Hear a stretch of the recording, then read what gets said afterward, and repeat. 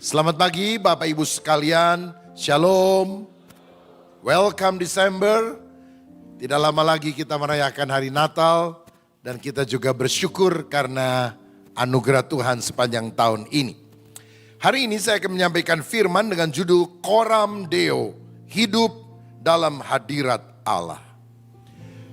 Saudara, tahukah saudara bahwa langit dan bumi yang kita hidupi sekarang ini akan lenyap, akan binasa, dan akan diganti dengan langit yang baru dan bumi yang baru. Kalau saya baca 1 Petrus 3 ayat 10-13, firman Tuhan berkata demikian. Tetapi hari Tuhan akan tiba seperti pencuri. Pada hari itu langit akan lenyap dengan gemuruh yang dahsyat, dan unsur-unsur dunia akan hangus dalam nyala api, dan bumi dan segala yang ada di dalamnya, yang ada di atasnya akan hilang lenyap. Jadi jika segala sesuatu ini akan hancur secara demikian, betapa suci dan salehnya kamu harus hidup, yaitu kamu yang menantikan dan mempercepat kedatangan hari Allah. Pada hari itu langit akan binasa dan dalam api, dan unsur-unsur dunia akan hancur karena nyalanya.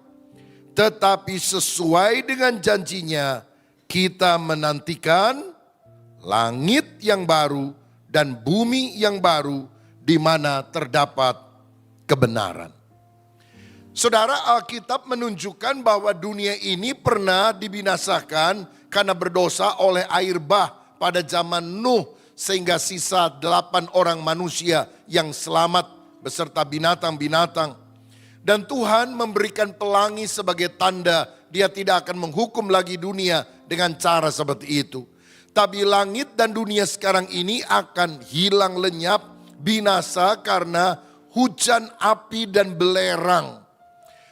Nah, karena itu kita harus sadar apa yang ada di dunia ini akan binasa. Jangan terlalu betah di dunia, karena dunia gak akan selama-lamanya ada. Tapi Tuhan menjanjikan langit yang baru dan bumi yang baru. Kenapa langit yang sekarang ini, kenapa bumi yang sekarang ini harus binasa? Karena sudah tercemar oleh dosa. Mulai dari Adam dan Hawa sampai pada masa akhir zaman ini, kejahatan merajalela. Tapi kenapa sorganya juga mesti lenyap? Kan di sorga mestinya gak ada dosa. Saudara ingat pemberontakan pertama yang dilakukan oleh Lucifer, ingin jadi sama seperti Allah, itu di mana? Sorga. Sehingga sorga yang tercemar harus diganti dengan langit yang baru dan bumi yang baru. Nah, sekarang ini sorga sudah ada. Dan ibu kota sorga namanya Yerusalem baru. Karena waktu Yesus terangkat naik, dia naiknya ke sorga. Heaven is a real place. Sorga itu bukan cuma kondisi, tetapi lokasi. Sesuatu yang benar-benar nyata. Ibu kota sorga adalah Yerusalem baru. Karena Tuhan pernah bilang, aku pergi menyediakan tempat bagimu. Setelah aku menyediakan tempat, aku akan datang kembali untuk menjemput kamu. Supaya di tempat di mana kamu berada, aku berada, kamu pun berada. Nah, jadi Yerusalem baru adalah ibu kota sorga kini. Sorga yang ada di istilahnya belakang langit biru. Tapi nanti Yerusalem baru itu akan turun dari sorga dan menjadi ibu kota langit yang baru dan bumi yang baru. Wahyu 21 ayat 1-3 berkata, lalu aku melihat langit yang baru dan bumi yang baru, sebab langit yang pertama dan bumi yang pertama telah berlalu, laut pun tidak ada lagi. Dan aku melihat kota yang kudus, Yerusalem yang baru, turun dari mana? Sorga, dari Allah, yang berhias bagaikan pengantin perempuan yang berdandan untuk suaminya. Lalu aku mendengar suara yang nyaring dari tahta itu berkata, Lihatlah kemah Allah ada di tengah-tengah manusia, dan ia akan diam bersama-sama dengan mereka. Mereka akan menjadi umatnya dan dia akan menjadi Allah mereka. Jadi saudara, Yerusalem baru yang sekarang ada di sorga akan turun dari sorga ke langit baru dan bumi baru. Dan karena dikatakan kemah Allah ada bersama-sama manusia,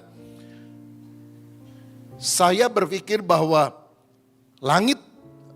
Yerusalem baru tidak turun di langit baru, tapi akan turun di bumi yang baru, sehingga Allah akan diam bersama-sama dengan manusia. Nah, bagaimana kondisi atau keadaan nanti di Yerusalem baru, ibu kota langit dan bumi yang baru?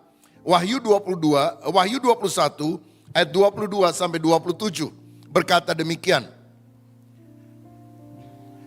Dan aku tidak melihat bait suci di dalamnya, sebab Allah yang Maha Kuasa adalah bait sucinya. Demikian juga anak domba itu.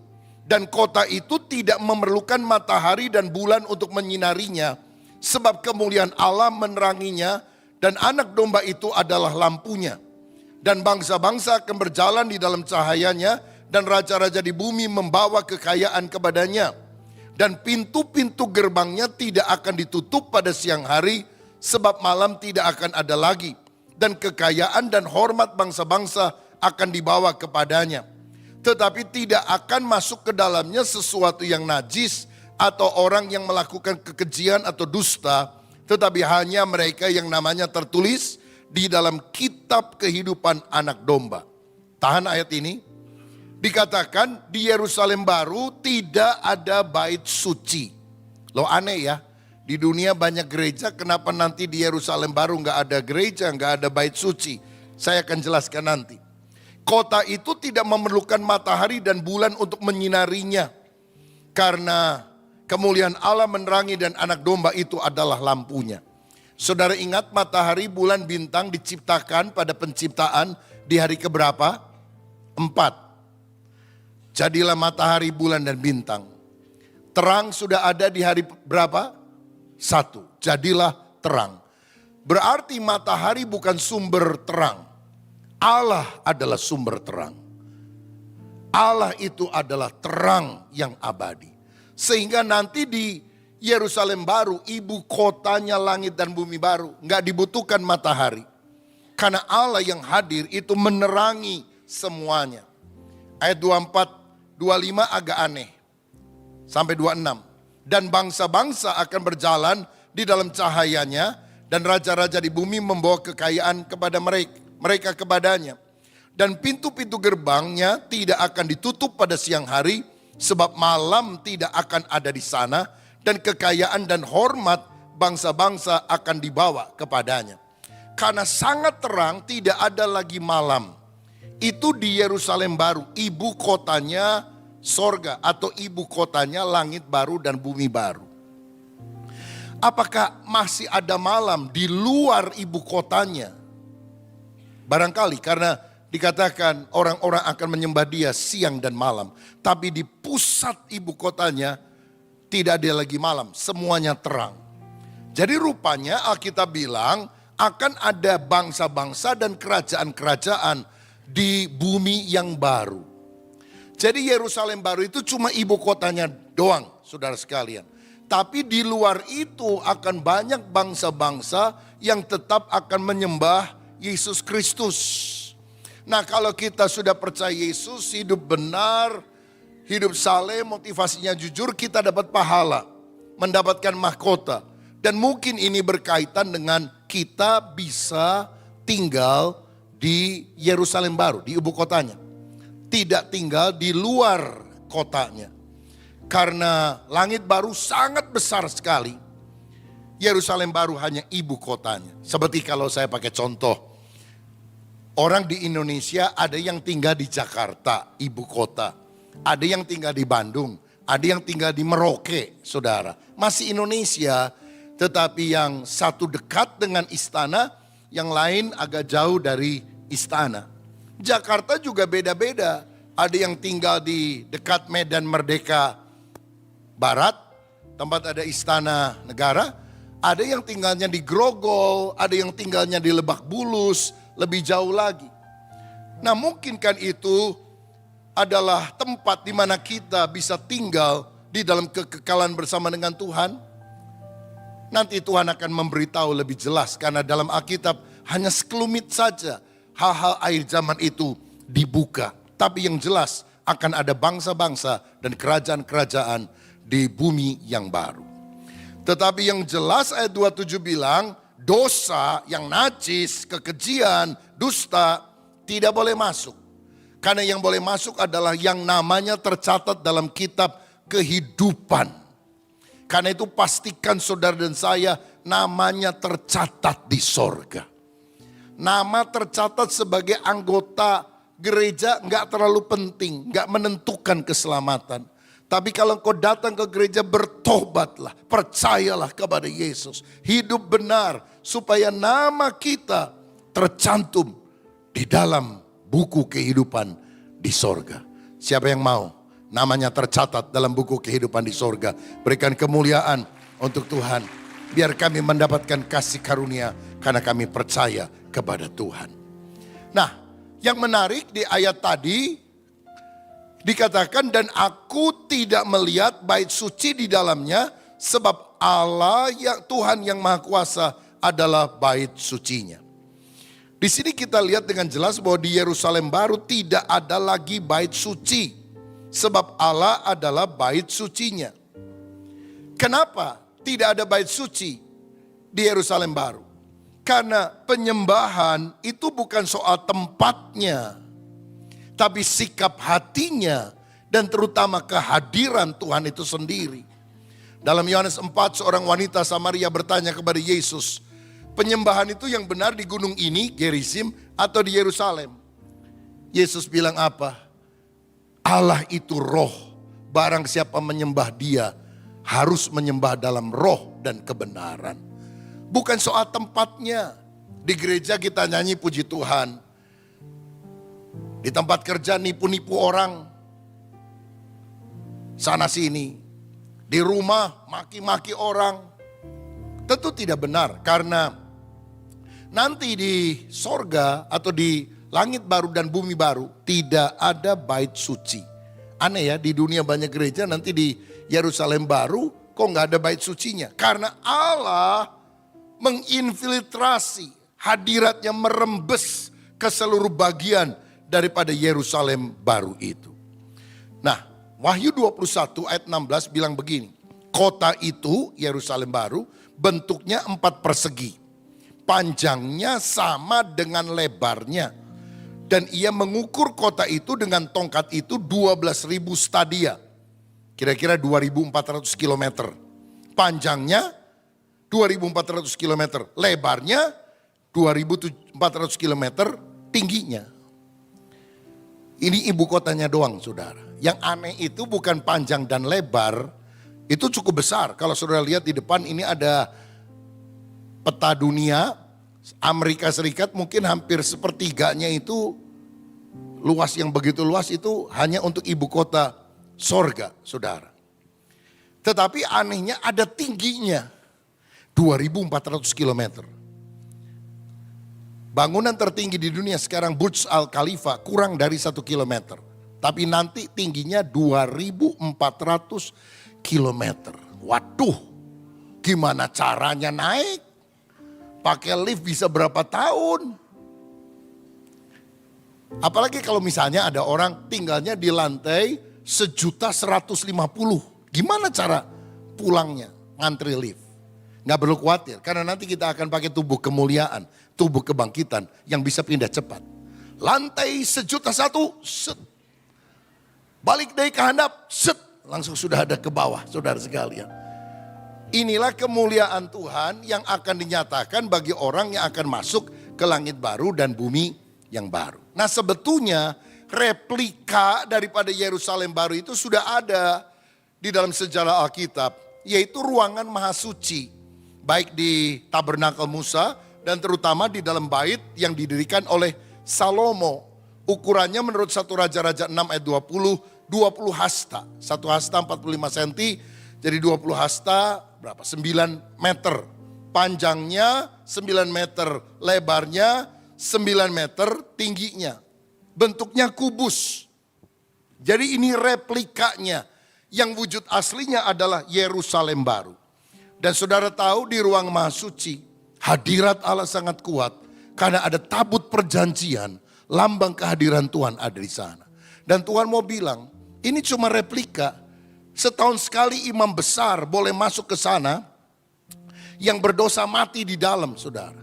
Tapi oleh darah Yesus kita bisa masuk ke dalam Yerusalem baru.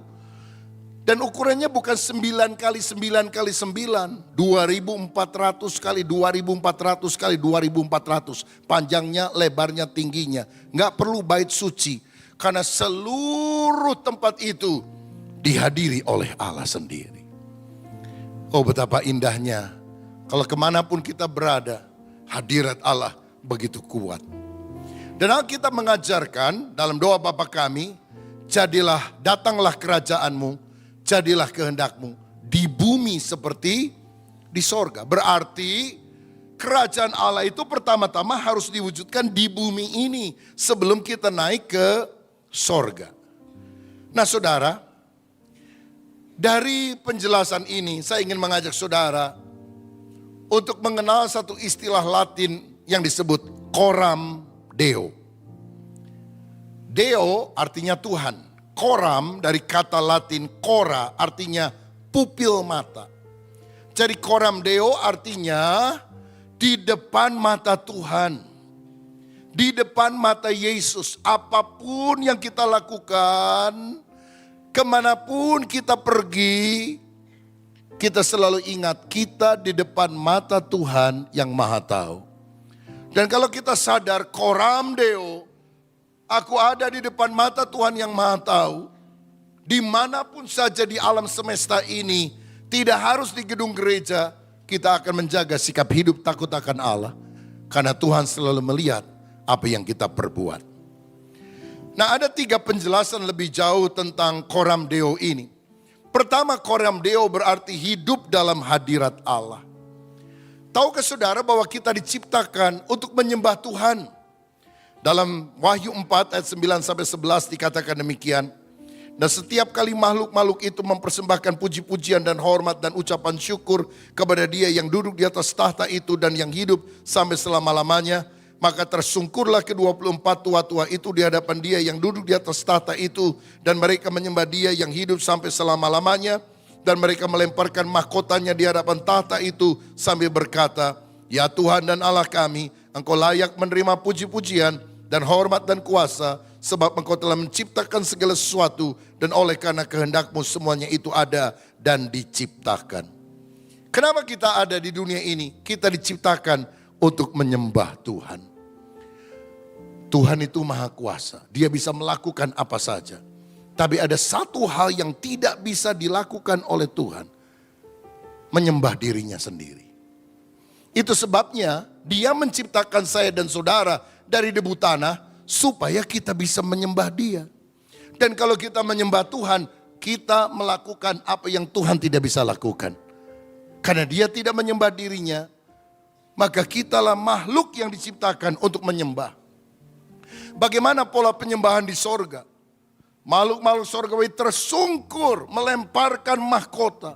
Karena merasa tidak layak pakai mahkota kemegahan di hadapan Tuhan yang pemilik segala-galanya. Ini bicara soal kekaguman, pemujaan, rasa hormat, rasa cinta yang mendalam kepada Tuhan. Tahukah saudara, pujian, penyembahan di dalam gereja bukan pertunjukan, bukan show untuk kepuasan kita. Apa saudara pikir yang nyanyi di sini, yang khotbah di sini itu sedang memainkan sebuah pertunjukan dan saudara adalah penonton yang bisa menikmati pertunjukan dan berkata, pujiannya kurang angkat, khotbahnya kurang menggigit. Apa pendeta perlu datang kepada setiap jemaat menggigiti jemaat supaya khotbah lebih terasa? Ingat, dalam pujian penyembahan dalam ibadah, satu-satunya penonton adalah sorga. Adalah Tuhan yang harus dipuaskan. Kita bukan penontonnya. Bahkan kalau kita mulai pra-ibadah yang datang baru 1 orang, gak usah diundur. Oh, belum ada yang datang. Nanti aja kita tunggu 5 menit. Sorga penontonnya. Tuhan yang melihat hidup kita. Tujuan kita ke gereja bukan untuk dipuaskan. Karena Tuhan yang seharusnya menerima segala penyembahan itu. Tapi memang kalau kita menyembah Tuhan, Dia dimuliakan. Dan kita akan dipuaskan secara rohani karena kehadiran Tuhan. Sebetulnya kalau saudara pikir, apa sih yang paling dirindukan Tuhan dalam sebuah ibadah? Tuhan itu hadir di tengah ibadah kan? Kalau kita sungguh percaya kepada Yesus. Tapi apa yang paling menyukakan Tuhan dalam sebuah ibadah? Mendengar khotbah pendeta? Apa tadi Tuhan ngomong gini sama malaikat?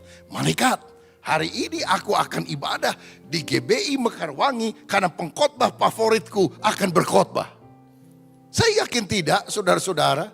Bahkan mungkin kalau pendeta-pendeta khotbah, orang-orang khotbah, banyak malaikat akan geleng kepala. Wah, ngawur nih khotbahnya. Tafsirannya kurang pas ini. Kita itu makhluk yang lemah dan terbatas. Apa yang paling menyukakan Tuhan dalam ibadah? Penyembahan saudara. Penyembahan saya dan saudara adalah hal yang paling menyenangkan sorga. Dan itu hanya bisa dilakukan oleh kita umatnya. Tuhan datang itu bukan untuk nikmati khotbah. Tuhan datang untuk nikmati pujian penyembahan daripada umat Tuhan. Makanya jangan pernah bilang gini, kan masih puji-pujian, nanti aja kalau udah khotbah, itu baru kebaktian dimulai. Tuhan tidak mendapatkan yang Dia rindukan dari kita. Bukankah kita perlu datang untuk memuji, menyembah Dia?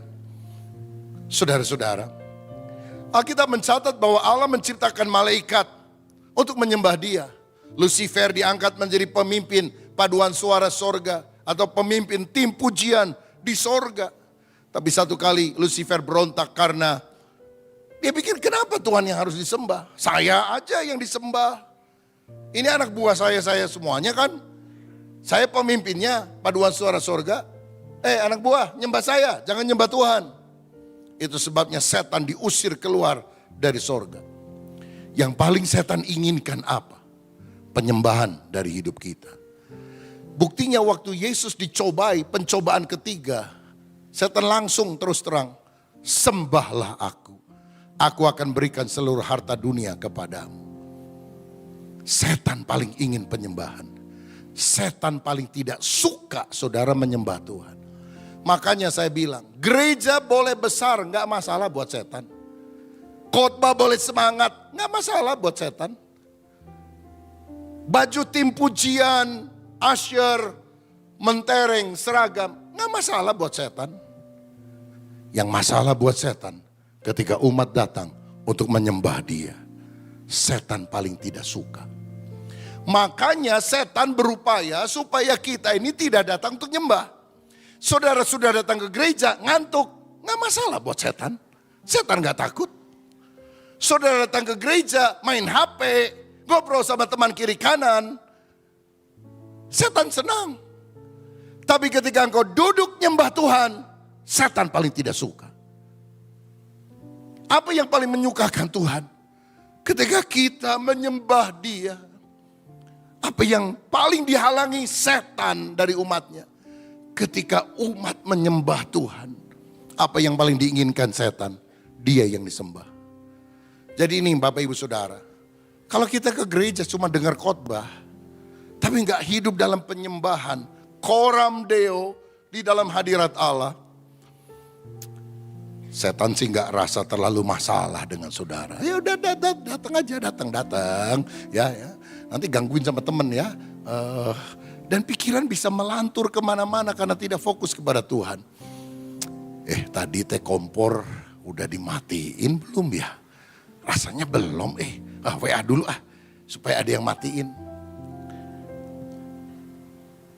Kalau kita tidak ngerti kebenaran ini bahwa kita harus datang dalam ibadah untuk nyembah Tuhan. Kita nggak akan ngalami hadirat Tuhan, saudara. Mulai hari ini, ayo sembah Tuhan. Saudara-saudara, malaikat itu diciptakan sebagai makhluk roh. Manusia tidak diciptakan sebagai makhluk roh. Tapi Alkitab bilang malaikat diciptakan segambar dengan Allah. Kita ini cuma debu tanah, dibuat segambar dengan Allah. Betapa luar biasanya Tuhan. Malaikat disebut pelayan Tuhan, pesuruh Tuhan. Alkitab bilang kita adalah anak Tuhan. Kita bisa menyeru Dia sebagai Bapa. Waktu malaikat berontak, waktu malaikat jatuh dalam dosa, dia diusir, dia dibuang. Tapi waktu debu tanah yang tidak berharga, yang dia jadikan manusia, jatuh dalam dosa, Tuhan tidak mengusir dan membuangnya. Dia turun ke dunia, jadi manusia. Itulah Natal. Tidak cukup itu, dia rela mati di kayu salib untuk kita, supaya kita tidak dicampakkan ke neraka, bersama-sama dia masuk ke dalam kerajaan sorga. Betapa luar biasanya kasih karunia itu. Setan bisa iri loh. Bilang, Tuhan, aku cuma jatuh sekali, dibuang. Itu anakmu itu yang suka kebaktian Mekarwangi itu. Jatuh bangun, kok enggak dibuang? Kok diampuni, kok ditebus dengan darah Yesus. Itulah yang namanya kasih karunia. Bukan karena kita baik, tapi karena Tuhan yang sangat baik. Dan kalau kita sadar hal ini, kita berhutang penyembahan kepada Tuhan. Kita harus berterima kasih kepada Tuhan. Kita harus bersyukur kepada Tuhan. Siapa kita ini manusia, sehingga bolak-balik jatuh dalam dosa. Tuhan tebus, Tuhan ampuni, Tuhan sucikan, Tuhan angkat kita. Terpujilah nama Tuhan yang telah memungkinkan semuanya itu di dalam Tuhan Yesus Kristus. Makanya kita ini dalam ibadah nyembah Tuhan, itu yang paling utama. Sekarang 10 menit sebelum ibadah sudah bisa datang. Ada worship pra ibadah ya. Musik pelan saja, nanti pemimpin pujian suara juga tidak terlalu keras. Tapi nyembah Tuhan, nyembah Tuhan, nyembah Tuhan. Biar kita ngalami Tuhan. Dan saya percaya ini, melayani pujian bukan pertunjukan tapi peperangan rohani. Karena yang pertama kali dikasih tugas untuk itu Lucifer.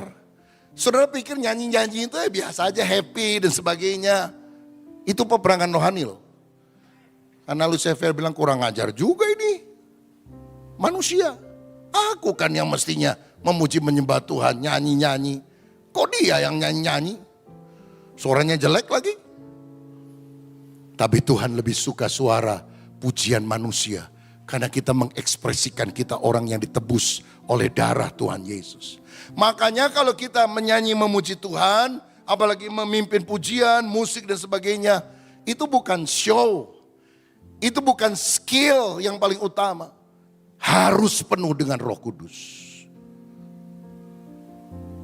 Terus teranglah di gereja kita ini banyak yang mau jadi singers, mau jadi pemain musik. Begitu di audisi, ikut dulu SMK, ikut dulu kelompok sel, mundur teratur. Oh enggak, kalau saya suruh main langsung bisa, cari gereja lain. Karena kita menyembah untuk menghancurkan kuasa setan. Makanya kalau kita tidak masuk dalam hadirat Allah, jadi bulan-bulanan setan loh saudara. Kalau saya nggak ngomong ini, kan saya menutup kebenaran firman. Setan paling tidak suka orang melakukan pelayanan pujian penyembahan. Bukan cuma yang di depan, yang di semua kita. Waktu nyembah Tuhan, setan gak suka. Waktu memuji menyembah Tuhan, setan panas, marah. Dia berusaha menghantam kita. Karena itu posisi dia, saudara. Tapi jangan takut, Alkitab bilang roh di dalam kita lebih besar dari roh yang ada di dalam dunia. Makanya harus penuh Roh Kudus. Waktu engkau penuh Roh Kudus lagi nyanyi, lagi main musik, itu roh jahat undur. Daud membuktikan hal tersebut. Bukan karena permainannya, skillnya paling luar biasa. Tapi hadirat Allah turun waktu dia memuji menyembah Tuhan. Itulah koram deo, hidup dalam hadirat Allah. Nah karenanya kita juga harus belajar menyanyi memuji di dalam roh dan kebenaran. Lihat 1 Korintus 14 ayat yang ke-15 berkata demikian. Jadi apakah yang harus kubuat? Aku akan berdoa dengan rohku, tetapi aku akan berdoa juga dengan akal budiku. Aku akan menyanyi dan memuji dengan rohku, tetapi aku akan menyanyi dan memuji juga dengan akal budiku. Alkitab bilang kalau doa harus dengan akal, tapi juga harus dengan roh. Kalau nyanyi harus dengan akal, harus dengan roh. Arti dasarnya tentu dengan pengertian dan dengan segenap hati. Tapi saya mau kupas lebih dalam, saudara. Menyanyi atau berdoa dengan akal. Tuhan Yesus, besok saya mau ke Jakarta, ada beberapa urusan, tolong sertai saya. Dalam nama Yesus, amin. Berdoa dengan akal. Berdoa dalam roh, itu bisa berarti berdoa di dalam bahasa roh. Karena dalam 1 Korintus 14, Paulus juga bicara tentang penggunaan bahasa roh. Terutama untuk membangun iman kita di hadapan Tuhan. Orang tidak mengerti bahasanya, tapi Tuhan mengerti bahasanya. 1 Korintus 14 ayat 2. Oleh roh kita mengucapkan hal-hal yang rahasia, yang hanya Tuhan mengerti. Dan iblis bahkan tidak mengerti akan hal tersebut. Jadi waktu kita nyembah Tuhan, berdoa dalam roh, bisa berarti horabashikanaralama shandaralabase, hikanaralama shande. Ngomong apa, Pak? Alkitab bilang tadi, tidak ada yang mengerti bahasanya, tapi Tuhan mengerti. Lebih penting mana? Orang ngerti atau Tuhan ngerti? Lebih penting mana? Saudara ngerti atau Tuhan ngerti? Lebih penting mana? Tuhan, saudara tahu atau Tuhan tahu? Tuhan tahu, Tuhan ngerti. Karena dia akan bekerja. Makanya nyembah dalam roh. Ketika kita harus membuat keputusan. Dan kita nggak tahu ya, ada 3 option. A, B, C. Yang mana ini ya? Kalau kita berdoa dengan akal saja, nanti keputusan kita salah. Pusing juga kita. Mau A, B, C. Nyembah dalam roh. Hurabalabalabashikan. Engkau ngerti Tuhan. Engkau pilihkan yang terbaik, berikan impresi dalam hati saya untuk keputusan mana yang saya harus ambil. Menyanyi dengan akal, sebab kau besar, perbuatanmu ajaib, tiada seperti engkau. Tiada seperti engkau. Itu nyanyi dengan akal. Kenapa? Karena kita hafal lagunya, ada teksnya. Menyanyi dalam roh itu gimana? Dengan kesungguhan hati. Tapi juga bisa menyanyi dalam bahasa roh. Hukanaralama shandaralabase. Hiaralama shande. Hiaralaba shandaralabase. Ngomong apa, Pak? Saya juga gak tahu, tapi Tuhan tahu. Makanya berdoa, saudara, agar Roh Kudus turun dan memberikan karunia-karunia. Dan tanda awal adalah karunia untuk bisa berbicara di dalam bahasa roh, karunia lidah. Sekarang ini diduga ada 700 juta orang di dunia yang penuh Roh Kudus dan mendapatkan karunia-karunia Tuhan, termasuk bahasa roh. Ada orang bilang bahasa roh sudah selesai, itu sekarang bahasa roh dari setan. Masa 700 juta orang tersesat, saudara-saudara? Pada banyak di antara mereka hamba-hamba Tuhan, anak-anak Tuhan yang cinta Tuhan. Makanya gini, kita sulit mengomentari apa yang kita sendiri belum pernah alami. Kalau nggak pernah ngalami, sulit kasih komentar. Tapi orang yang sudah ngalami, ngerti, ini loh. Dan yang nggak ngalami, seringkali menjudge, mengkritik, dan sebagainya. Alkitab berkata 1 Korintus 13, bahasa roh akan berhenti jika yang sempurna sudah tiba. Benar ada ayatnya, saudara. Bahasa roh akan berhenti jika yang sempurna sudah tiba. Jadi ditanya, yang sempurna sudah tiba belum? Sudah. Apa yang sempurna? Kanonisasi Alkitab. Alkitab dibukukan menjadi satu buku 66 kitab. Sejak itu bahasa roh berhenti.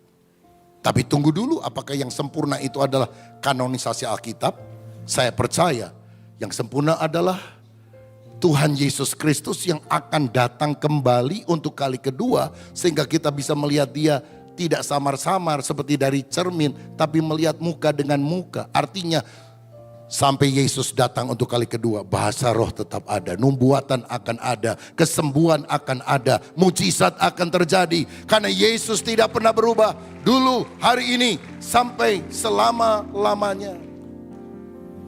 Jadi koram deo, mari kita hidup dalam hadirat Tuhan. Mulai hari ini dimanapun kita berada, sembah dia, sembah dia. Apa yang Allah tidak bisa lakukan? Menyembah dirinya sendiri. Apa yang kita bisa lakukan untuk menyukakan Allah? menyembah dia. Apa yang paling diinginkan setan? Disembah. Apa yang paling dibenci oleh setan? Saudara nyembah Tuhan. Makanya ketika engkau nyembah Tuhan, Roh Kudus menguasai kita. Kita lebih kuat dari segala kuasa kegelapan. Dan kalau Allah bersama dengan kita, siapa lawan kita? Segala berkat di sorga, di bumi, Tuhan akan berikan bagi orang yang mau menyembah dia di dalam roh dan kebenaran. Haleluya. Berikan kemuliaan untuk Tuhan kita. Tapi yang kedua, coram Deo juga berarti hidup di bawah otoritas Allah. Kalau Tuhan sudah punya keinginan, kita nak taat saja. Karena di depan mata Yesus, di depan mata Tuhan, siapa kita yang berani berontak kepada dia? Taat, itu kata kuncinya. Tahukah saudara, kata worship, penyembahan, itu pertama kali dicatat di dalam Alkitab ketika Abraham mentaati perintah Tuhan untuk mempersembahkan anaknya, yaitu Ishak, sebagai korban bakaran.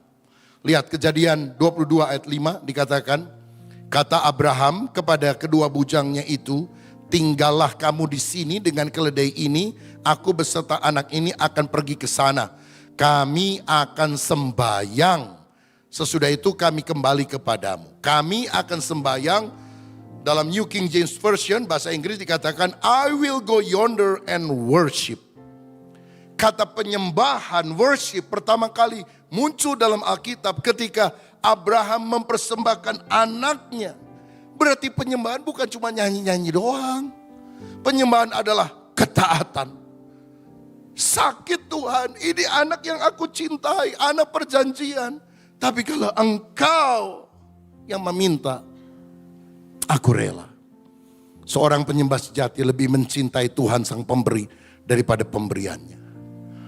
Kalau saudara jadi kaya raya, mobil bagus, rumah bagus, lalu saudara lupa Tuhan. Hari Minggu kemana ya? Dulu gak ada pertanyaan, hari Minggu kebaktian. Sekarang kemana ya? Mau ke puncak, ke Lembang, kemana? Engkau berkhianat kepada Tuhan yang sudah memberkati engkau. Utamakan dulu Tuhan, cari dulu kerajaan Allah dan kebenarannya. Kata worship, penyembahan pertama kali ditulis ketika Abraham taat, rela memberikan anaknya. Dan waktu dia ambil pisau mau tikam, Tuhan bilang, cukup Abraham, jangan kau bunuh, aku tahu engkau lebih mencintai aku. Lihat, ada domba yang tersangkut, persembahkanlah sebagai korban bakaran. Wah, hati Abraham senang banget. Dan sebetulnya dia mengucapkan kata-kata iman. Kalau kita baca ayat 5 tadi. Kami akan pergi sembahyang dan setelah itu kami akan kembali kepadamu. Bukan aku akan kembali, tapi kami akan kembali. Dia punya iman, bahkan Tuhan bisa membangkitkan anaknya dari orang mati. Tapi itu tidak perlu terjadi, saudara sekalian, kepada Ishak.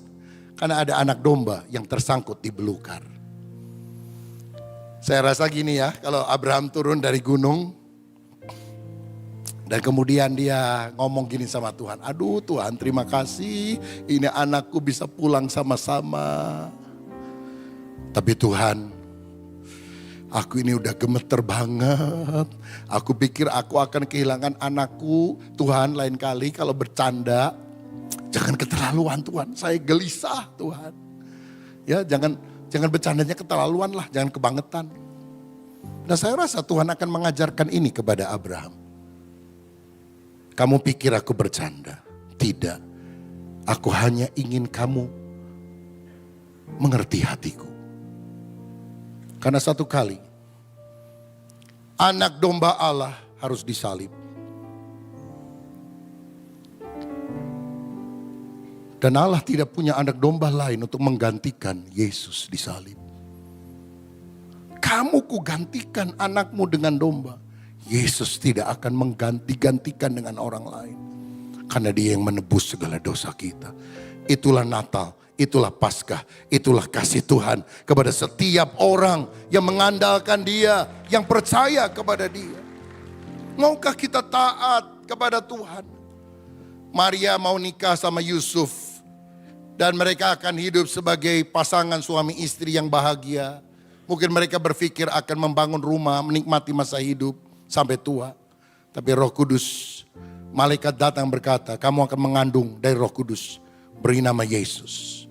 Mengandung sebelum bersuami, hukuman zaman dulu rajam sampai mati. Tapi Maria berkata, aku ini hamba Tuhan. Aku taat kepada apa yang kau lakukan. Sekalipun aku mati, aku taat. Karena aku cuma dulos, budak, engkau adalah Tuhan. Yusuf mau menceraikan Maria. Yusuf, kata Tuhan dalam mimpi, jangan ceraikan, ambil dia. Karena anak di dalam kandungannya kudus. Dan Alkitab bilang Yusuf mengambil Maria sebagai istrinya. Dan tidak bersetubuh dengan dia sampai melahirkan anaknya Yesus. Tahan nafsu. Orang sekarang belum nikah resmi, udah hubungan seksual. Yusuf itu sudah resmi nikah. Dia tahan nafsu. Karena bayi di dalam kandungan istrinya adalah bayi yang kudus. Ketaatan mengandung berkat, ketidaktaatan mengundang kutuk dalam hidup kita. Saya waktu lulus sekolah gak mau jadi pendeta, saudara. Papa saya pendeta, aduh susah lah saya pikir jadi pendeta. Pendeta khotbah panjang bertele-tele. Pendeta khotbah pendek kurang persiapan. Pendeta khotbah banyak ayat terlalu alkitabiah kurang dipahami. Pendeta khotbah banyak ilustrasi kering firmannya kurang berbobot. Pendeta dasi lebar untuk elap ingus katanya. Pendeta dasi kecil masa ngikutin gaya anak muda. Pendeta belum menikah, bagaimana menasihati yang sudah berkeluarga? Pendeta nikah, anaknya banyak, tidak tahan nafsu. Saudara-saudara, saya nggak mau jadi pendeta. Dan saya sudah daftarkan diri, ikut ujian, saya masuk ke sekolah umum yang saya sukai. Nama saya ada di koran. Saya bersyukur kepada Tuhan, saya bawa koran, saya masuk ke kamar tidur saya berlutut, Tuhan terima kasih. Saya sudah diterima, nama saya ada di koran.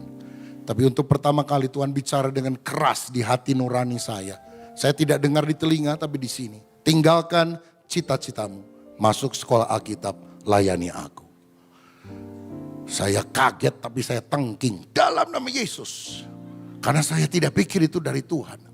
Tapi seperti Roh Kudus bilang begini, jangan ditengking, ini aku, gitu saudara. Intinya saya gelisah selama berminggu-minggu karena saya gak langsung taat. Saya gelisah kalau bisa lari dari panggilan Tuhan, gak mau. Tuhan saya mau melayani tapi gak jadi pendeta. Selama masa saya tidak bilang, saya nurut, gelisah. Makan tidak enak, tidur tidak nyenyak. Lagi makan tidak bisa tidur, lagi tidur tidak bisa makan, saudara. Dan ada satu rahasia, karena saya mulai dekat dengan istri saya ini, waktu lagi pacaran kelas 3 SMA kira-kira saudara.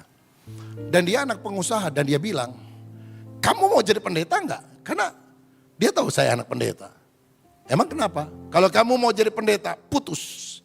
Saya enggak mau nikah sama pendeta. Saya bilang siapa yang mau jadi pendeta? Enggak. Tapi waktu Tuhan panggil itu, sulit saya menceritakannya karena bakal putus saudara-saudara.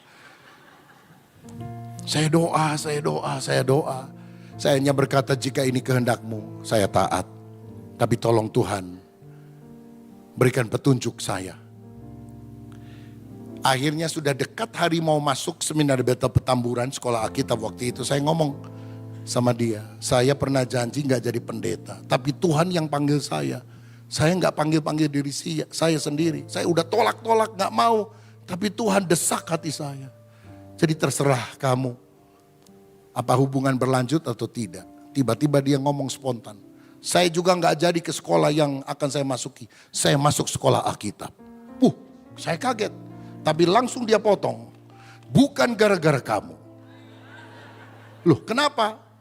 Rupanya di waktu yang hampir bersamaan waktu saya dipanggil Tuhan. Dia ngalami rasa sakit yang luar biasa. Dan di waktu gulung-gulung karena sakit di bagian perutnya.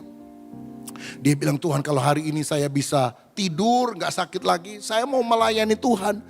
Saya mau masuk sekolah Alkitab. Langsung sembuh saudara. Besoknya dia bingung. Udah bernasar sama Tuhan. Tapi akhirnya kami mengerti. Ada ayat di dalam Amsal Sulaiman. Jika Tuhan berkenan pada jalan seseorang. Musuh orang itu pun diperdamaikan dengan dia. Lah ini bukan musuh, pacar saudara-saudara. Jadi kami masuk sekolah Alkitab sama-sama. 4 tahun kemudian selesai sama-sama. Di wisuda sama-sama di Balai Sidang Senayan. Pendeta H.L. Senduk, founder dari GBI yang mewisuda saya dan istri. 2 minggu kemudian kami menikah. Dulu saya pikir menikah itu enak, ternyata enak. Kalau memang berasal dari Tuhan. Waktu kita taat, Tuhan kemudi nakoda kehidupan kita akan memberikan yang terbaik kepada kita. Karena itu belajar taat, Tuhan berikan yang terbaik. Yang terakhir, yang ketiga, Coram Deo artinya hidup untuk kemuliaan Allah. 1 Korintus 10 ayat 31, aku menjawab jika engkau makan atau jika engkau minum atau jika engkau melakukan sesuatu yang lain, lakukanlah semuanya itu untuk kemuliaan Allah. Jadi apapun yang kita lakukan, kemuliaan Tuhan. Jangan curi kemuliaan untuk diri sendiri. Nggak bisa sombong. Beberapa orang bilang, Pak, kita ini lihat sekarang ada beberapa pendeta masih muda atau baru terkenal dan sebagainya. Udah lain jalannya. Sudah nanya-nanya tiketnya, hotelnya atau apa. Kami kenal Pak Rubin udah puluhan tahun yang lalu. Sampai jadi ketua sinode juga biasa-biasa aja tuh. Kenapa Pak? Lah saya ini cuma debu tanah kok. Saya cuma budaknya Tuhan kok. Saya pelayanan kemana-mana. Nggak perlu tanya-tanya. Pesawatnya apa, hotelnya apa, PK-nya berapa. Kagak ada saudara yang model begitu. Kadang-kadang saya diundang masuk ke pedalaman. Kita bawa duit, kita kasih berkat tuh hamba-hamba Tuhan. Pelayanan adalah anugerah. Iya pas sekarang itu waduh gayanya udah lain. Gak apa-apa deh. Saya sadar saya debu tanah. Saya manusia biasa. Gak ada yang perlu disombongkan. Jabatan anugerah Tuhan. Kita ini berhutang segala-galanya kepada Yesus. Kita ini makhluk sederhana. Oleh anugerah. Kita diberi kepercayaan-kepercayaan. Jangan pernah curi kemuliaan Tuhan. Hiduplah bagi kemuliaan namanya. Memuliakan Tuhan bukan berarti khotbah, jadi pendeta. Seorang ibu yang memasak bagi keluarganya. Seorang ibu yang membersihkan rumah bagi keluarganya. Dengan kasih supaya keluarganya bisa hidup lebih nyaman. Adalah pelayanan untuk kemuliaan Tuhan. Untuk jadi berkat bagi sesama. Seorang bapak yang bekerja untuk menghidupi keluarganya. Adalah untuk kemuliaan Tuhan. Layanilah saudara, Tuhan kita sesama. Sesuai dengan profesi kita masing-masing. Dan ingat ini, kalau kita melakukan sendiri hasilnya kecil. Melakukan bersama-sama hasilnya akan jauh lebih besar. Ketika motivasinya sama, memuliakan Tuhan. Sejak sekian tahun yang lalu kita berdoa dan berupaya untuk membangun tempat ibadah yang baru. Tempat ibadah kelima sekarang untuk GBI Bethel di Sumarekon. Beli tanah di Sumarekon saudara tahu biayanya gak murah. Dan kita beli hampir 2 hektar saudara. Tapi ya sampai hari ini Ebenezer Tuhan menolong. Dan izinnya keluar, puji Tuhan. Kita mulai bangun. Dan minggu yang lalu hari Sabtu setelah selesai kita rapat kerja pengurus. Kita melakukan topping off lantai tertinggi untuk Gereja Bethel Indonesia Sumarekon. Lantai atasnya udah jadi. Tinggal ditutup pakai atap, baja, selesai. Haleluya. Saya minggu lalu khotbah di Tasik. Seorang jemaat tanya, Pak itu kapan dimulainya? Oh sudah selesai strukturnya. Hah? Kapan dibangunnya? Ya, saudara-saudara, puji Tuhan. Kita bisa melakukan bersama-sama. Ini baru strukturnya. Dalamnya masih belum ya Bapak Ibu. Lantai 1 kita rencananya akan gunakan sementara waktu. Nanti akan jadi tempat parkir atau tempat orang jualan makanan. Supaya jemaat selesai ibadah bisa makan dulu di sana. Tapi sementara akan digunakan sebagai tempat ibadah. Doakan rencananya Maret 2024. Berapa bulan lagi? 4 bulan lagi. Kita bisa mulai ibadah di sana. Amin saudara. Yang tepuk-tepuk tangan ini, saya harap saudara juga kebaktian di sana juga. Ya, mensupport tempat yang baru. Haleluya, komselnya ke sana dulu supaya semarak. Kan kita mulai perintisan yang ada di sana. Dan bulan Desember ini kita bangun Museum Kisah Alkitab Modern dari Kejadian sampai akhir zaman yang namanya The Journey. Kalau gerejanya 4 lantai, ini 5 lantai. Jadi kalau saudara memberikan persembahan, sumbangan dan sebagainya, semuanya sekarang ini belum ada yang digunakan untuk Museum Alkitab. Semuanya untuk gereja, saudara-saudara. Ya, jadi kalau udah gerejanya, sekarang Desember ini mulai strukturnya untuk tempat Museum Kisah Alkitab Modern. Coba diklik, ada 1 menit video.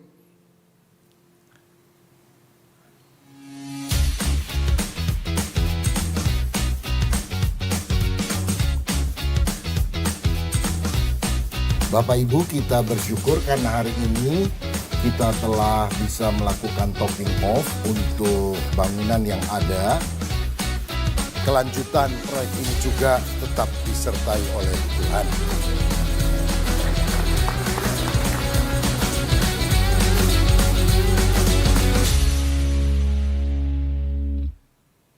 Berikan kemuliaan untuk Tuhan kita. Haleluya. Ada yang bilang, hah?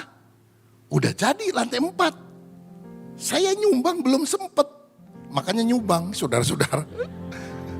Ini bangunan jalan terus ini. Saya percaya gini, saudara nyumbang gak nyumbang, kalau memang kehendak Tuhan jadi, saudara. Tapi kita ini kalau mau berpartisipasi, kita memuliakan Tuhan, melakukan perkara besar bagi Tuhan. Wong namanya bukan nama Ruben Adi Abraham kok, semuanya.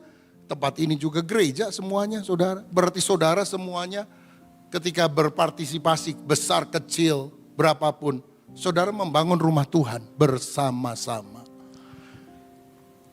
Untuk museum yang sulit itu dalamnya. Gimana bisa meng-create sesuatu yang modern, bagus, supaya orang immerse. Bukan lihat diorama begitu di samping. Tapi begitu masuk seperti ada di Taman Eden. Begitu masuk laut terbelahnya kita seperti ada di posisi itu. Wah itu susah saudara. Teknologi canggih, modern. Nanti hari Selasa ada satu yang Indonesia, dari Indonesia yang terkenal untuk hal itu akan ketemu saya di sini. Untuk kita mulai pikirkan gimana itu jadi. Kita punya konsultan dari Amerika saudara. Sudah datang, sudah lihat. Dan dia berikan penawaran, sudah 2 bulan lebih sekarang. Kita nggak jawab-jawab. Dia bilang mesti world class karena ini pertama di Asia. Mesti bagus sekali. Jadi dia kasih konsep dan sebagainya. Waduh bagus. Kita semua udah runding nih saudara, berapa kali rapat. Setuju, bagus banget. Cuma duitnya dolar saudara. Rupiah aja susah apalagi dolar. Aduh 2 bulan kita nggak bales. Sampai terakhir 2 minggu lalu saya bilang udahlah kita ketemuin aja di Zoom. Lalu saya bilang terima kasih, maaf sudah menunggu 2 bulan. Bukannya karena kami diam, kami setuju semuanya. Cuma biayanya. Oh ini sudah 1/3 dari standar kami di Amerika. Iya terima kasih. Tapi tetap dolar saudara-saudara. Dan akhir pembicaraan dia bilang begini saja. Kalau Anda setuju teken hal ini, saya akan coba carikan para donatur yang dulu nyumbang Museum of the Bible yang ada di Amerika, juga nyumbang proyek The Journey yang ada di Bandung. Tentu tidak semuanya, ada bagian yang kita harus kerjakan, tapi dia yang bilang, dia yang mau bangun nih, saya carikan dana. Karena saya terbeban, saya sudah lihat di tempat itu mesti ada Museum Kisah Alkitab Modern. Aduh saya bilang, kenon, nggak dari dulu tuh ngomongnya saudara. Saya bilang ya kalau begitu mah jadilah. Jadi udah diteken saudara, ditandatangani kita setuju. Dan kita kan yang bangunnya Tata Mulia, kita udah tanda tangan. Jalan lagi jadi Desember ini dimulai. Kalau enggak kan gelisah, duit dari mana dan sebagainya. Tapi kalau jalan sama Tuhan, koram deo, semua dilakukan untuk kemuliaan Tuhan. Jalan yang tertutup menjadi terbuka, sebab bagi Tuhan tidak ada yang mustahil. Haleluya.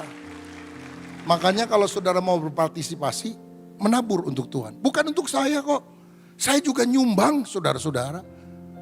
Dan sumbangan saya jauh lebih besar dari kemampuan saya. Saya harus cicil untuk waktu tertentu. Tapi semuanya untuk kemuliaan Tuhan. Dan luar biasa, jalan tol sudah terbuka ke sana. Kereta cepat pertama di Indonesia mendaratnya di itu Tegaluar.